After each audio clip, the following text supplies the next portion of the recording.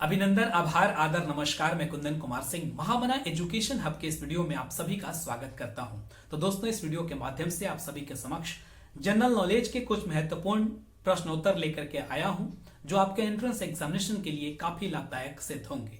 Young ladies and gentleman, आज का पहला सवाल ये है कि बनारस हिंदू यूनिवर्सिटी के वर्तमान चांसलर यानी कि कुलाधिपति कौन हैं? इस प्रश्न का उत्तर देने से पहले बीकॉम, एमकॉम, एमबीए के जितने भी एस्पिरेंट्स हैं जो साल 2021 में हिंदुस्तान के किसी भी यूनिवर्सिटी में दाखिला लेना चाहते हैं, अपने एंट्रेंस एग्जामिनेशन को बेहतरीन बनाना चाहते हैं, उनके लिए कॉमर्स नेशन नाम का एक काफी बढ़िया प्लेटफॉर्म है, जिन्होंने साल 2020 में बनारस हिंदू यूनिवर्सिटी के बीकॉम ऑनर्स एंट्रेंस एग्जामिनेशन में अर्चना सिंह को ऑल इंडिया रैंक 1 दिलाया। इसके साथ ही साथ इनके स्टडी मटेरियल, इनके पीडीएफ नोट्स, इनकी बुक्स बहुत ही अच्छी हैं, बहुत ही बेहतरीन फैकल्टीज हैं इनके यहां, और ऑनलाइन और ऑफलाइन दोनों तरीके की सुविधाएं ये मुहैया कराते हैं। अब हम आपको प्रश्न का उत्तर देते हैं कि बनारस हिंदू यूनिवर्सिटी के कुलाधिपति कौन हैं। तो उनका नाम है Giridhar Malviya. Justice Giridhar Malviya is present chancellor यानी कि कुलाधिपति ऑफ बनारस हिंदू यूनिवर्सिटी, और वो मालवीय जी जो महामना पंडित मदन मोहन मालवीय के पोते हैं, पौत्र हैं। ठीक है। अब दूसरा प्रश्न ये है कि ग्रेटा थनबर्ग जो आजकल चर्चा में है वो कौन है? तो ग्रेटा थनबर्ग जो है वो एनवायरमेंटल एक्टिविस्ट हैं, जो कि स्वीडन से बिलोंग करती हैं, और साल 2019 में इनको नोबेल पीस प्राइज के लिए नॉमिनेट किया गया था। हालांकि फाइनली मिल नहीं पाया, लेकिन नोबेल पीस के लिए इनको नॉमिनेट किया गया था। ये रहा दूसरा सवाल। तीसरा सवाल ये है कि आईसीसी वर्ल्ड कप क्रिकेट 2023 का मेजबानी यानी कि कहां पर होगा, होस्ट कौन करेगा? तो इसका उत्तर है भारत। इंडिया में 2023 का आईसीसी वर्ल्ड कप होगा। इसके बाद ISRO, Indian space research organisation का मुख्यालय कहां है? तो इसका मुख्यालय है बेंगलुरु में, और इसके वर्तमान चेयरमैन कौन है? तो उनका नाम है के सिवन।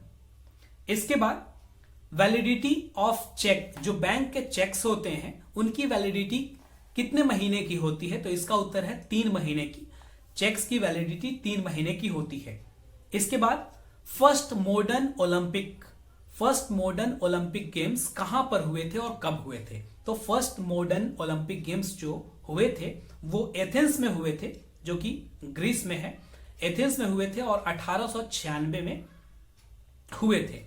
अब मुझे बताइए कि साल 2021 में जो ओलंपिक होने वाला है वो कौन सा ओलंपिक है? तो वो 21वां ओलंपिक है, जो कि टोक्यो में होने वाला है, और उससे जो अगला होगा, जो साल 2024 में होगा, वो होगा फ्रांस की राजधानी पेरिस में। हालांकि ये ओलंपिक 2020 में ही होने वाला था, लेकिन कोरोना पैंडेमिक के चलते इसे 1 साल पोस्टपोन किया गया, और अब इस साल यानी कि साल 2021 में जापान की राजधानी टोक्यो में होगा।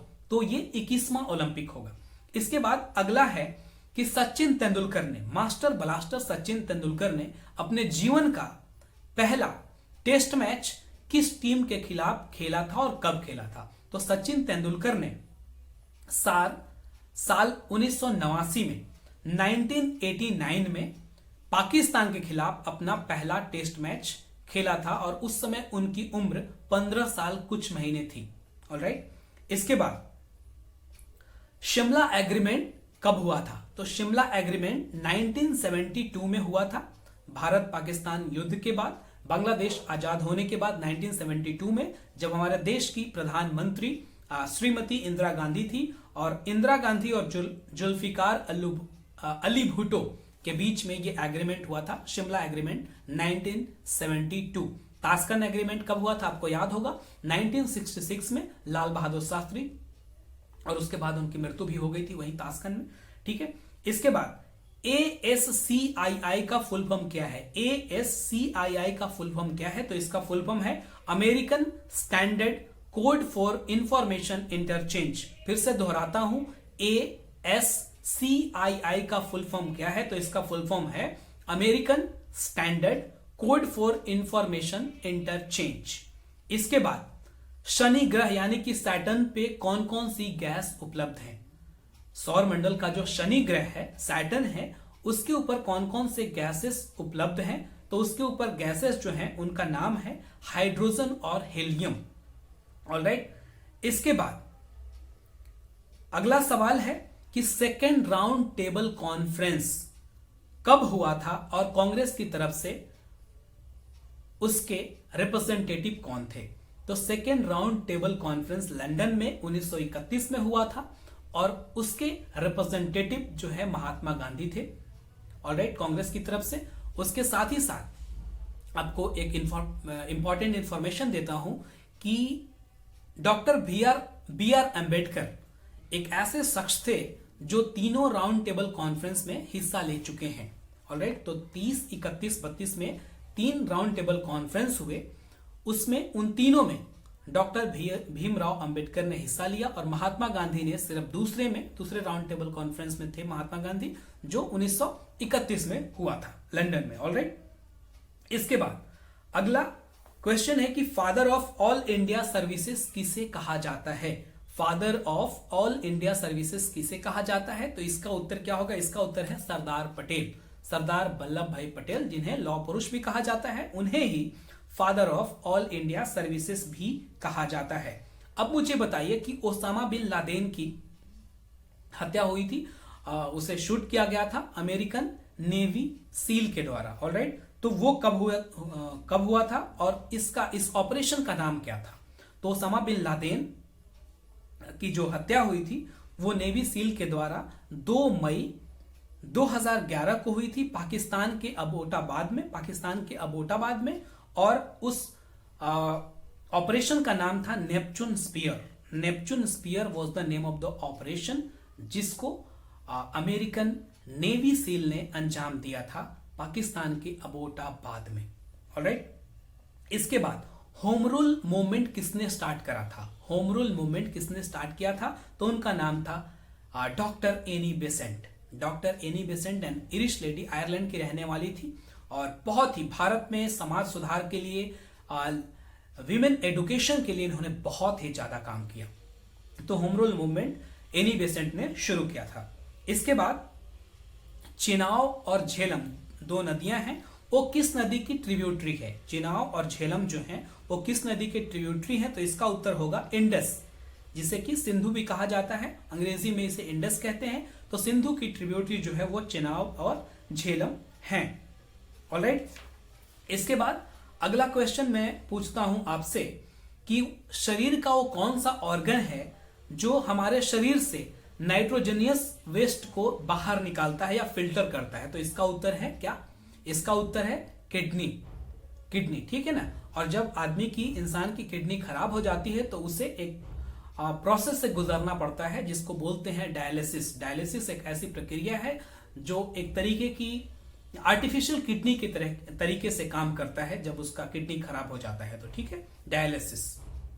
इसके बाद अगला है रॉकेट लॉन्चिंग केंद्र श्रीहरिकोटा कहां पर है। रॉकेट लॉन्चिंग स्टेशन श्रीहरिकोटा कहां पर स्थित है, तो इसका सही उत्तर होगा आंध्र प्रदेश में। आंध्र प्रदेश में श्रीहरिकोटा है और ये बंगाल की खाड़ी में है बेसिकली। ऑलराइट, इसके बाद अगला क्वेश्चन है कि आर्यभट्ट, भारत का पहला सैटेलाइट आर्यभट्ट किस साल में लॉन्च किया गया। तो भारत का पहला सैटेलाइट आर्यभट्ट साल 1975 में 1975 में लॉन्च किया गया था। ऑलराइट, एक बहुत ही महत्वपूर्ण प्रश्न है कि जब वर्षा होती है, जब बारिश होती है, तो मिट्टी से एक अलग तरीके की खुशबू निकलती है। उस खुशबू को क्या कहते हैं और ये क्यों होता है बेसिकली। तो जब भी बारिश होती है, तो जब सूखी भूमि पर वर्षा की बूंदें पड़ती है तो उसमें से एक अलग तरीके की खुशबू निकलती है जिसका नाम है पेट्रिकोर बोलते हैं इसे। पेट्रिकोर, PETRICHOR, पेट्रिकोर। और ये किस कारण से होता है, it is caused by ozone layer जो है, ओजोन, जियोस्मिन और प्लांट ऑयल। पौधे में एक विशेष प्रकार का तेल होता है, उसके चलते, ओजोन के चलते और जियोस्मिन के चलते ये पेट्रिकोर जो है, जो एक अलग तरीके की सुगंध है जो बारिश की बूंदों के साथ हमें हमारी नाकों तक पहुंचती है, तो उसके कारण ये होता है। इसके बाद ह्यूमन राइट कमीशन के चेयरमैन कौन है। ह्यूमन राइट्स कमीशन के वर्तमान चेयरमैन कौन है? तो ये हैं justice H.L. Dattu. Justice H.L. Dattu is the present chairman of human rights commission. इसके बाद स्नूकर बिलियर्ड्स देखा होगा आपने, जो टेबल पर रख करके खेलते हैं, स्टिक से मारते हैं, बॉल होते हैं उसमें बहुत सारे, उसमें रखी हुई बॉल की संख्या कितनी होती है, उसमें कितनी सारी गेंदें रखी होती है उस टेबल पे, जो बेसिकली ग्रीन कारपेट होता है। काफी महंगा खेल है। पंकज अडवाणी इसके बहुत ही बेहतरीन प्लेयर हैं इंडिया से। ऑलराइट, तो स्नूकर में कितने बॉल्स होते हैं, number of balls in snooker? तो इसमें होते हैं 22 बॉल्स, 22 गेंदें होती है स्नूकर में। ऑलराइट, इसके बाद फास्टेस्ट सेंचुरी इन टेस्ट क्रिकेट मैच। अभी तक की टेस्ट क्रिकेट के इतिहास में सबसे तेज शतक किसने जड़ा है? तो उनका नाम है ब्रेंडन मैकुलम, जो कि न्यूजीलैंड के हैं। ऑलराइट, इसके बाद एक और प्रश्न पूछ लेता हूं आपसे कि SEBI security and exchange board of India, SEBI security and exchange board of India कब बनाया गया था?